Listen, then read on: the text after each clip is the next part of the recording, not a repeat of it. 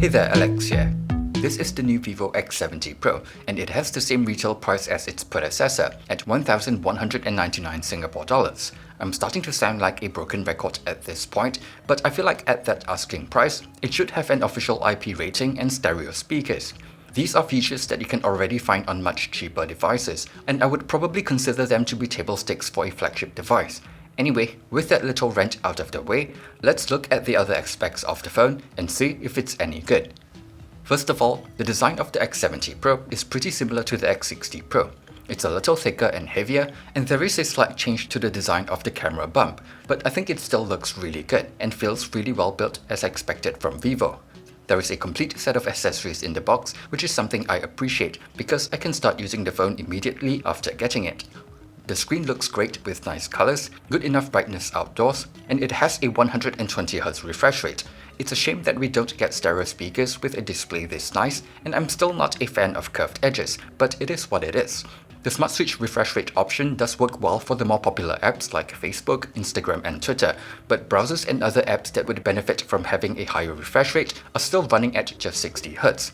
The 120Hz mode now comes with an extra option to manually select apps to run at a high refresh rate, which is a great option to have, but the recent update sort of broke that feature. It worked well previously, but now apps only show up on the list when you install a new app, and restarting the phone empties the list again. Even though the settings that are applied do stick, it's still quite annoying. Hopefully, this is something they will fix as soon as possible. Anyway, the fingerprint sensor is still a bit lower than I would have liked, but it's fast and accurate. Like the X60 Pro, Vivo no longer includes a dedicated DAC for the phone. I don't think it's a big deal since dongles with better DACs are pretty inexpensive these days. When it comes to specifications, the X70 Pro is using a specially tuned version of the MediaTek Dimensity 1200 chipset. On paper, this looks like a downgrade from the Snapdragon 870 we got on the X60 Pro, but in day-to-day usage, I've had no issues with it. It's fast, responsive, doesn't get too warm, and battery consumption seems okay too. I think it does lose out a bit when it comes to GPU performance, but if you're just playing Mobile Legends like me, it's not a noticeable difference.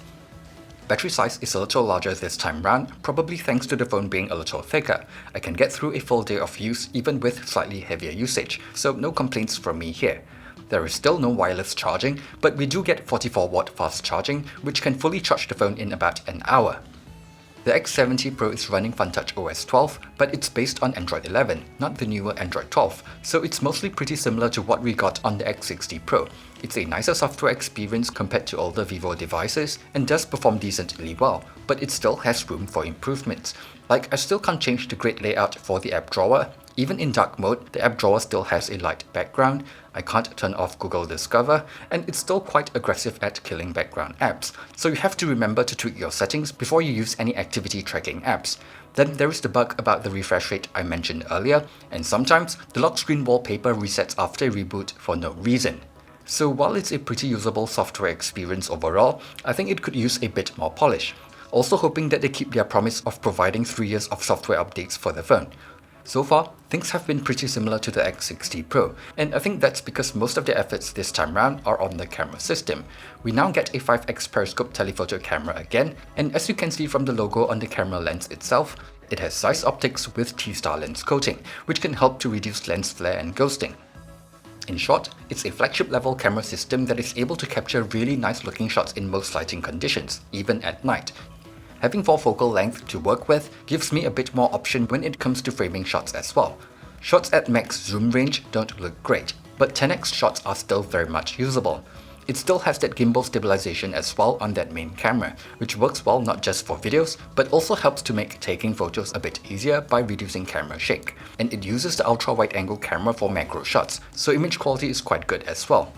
There are a few Zeiss related image processing features in the camera app, but apart from the Zeiss natural color mode, which does exactly what it says it does, I don't really find the extra bokeh effects that useful. Anyway, it's just a really nice set of cameras here, including the front camera. I've uploaded everything I took with the phone at original resolution to an album linked in the video description below, so feel free to check it out for yourself if you are interested. Overall, considering that the X70 Pro does come with a flagship level set of cameras and the initial retail price is much lower compared to something like the S21 Ultra, it doesn't look that bad on paper. However, the market price for the S21 has gone down quite a bit since its launch, and it's just a bit hard to give the X70 Pro a pass for not having an IP rating or stereo speakers at this point in time. I also feel like they need to polish their software experience a bit more as well.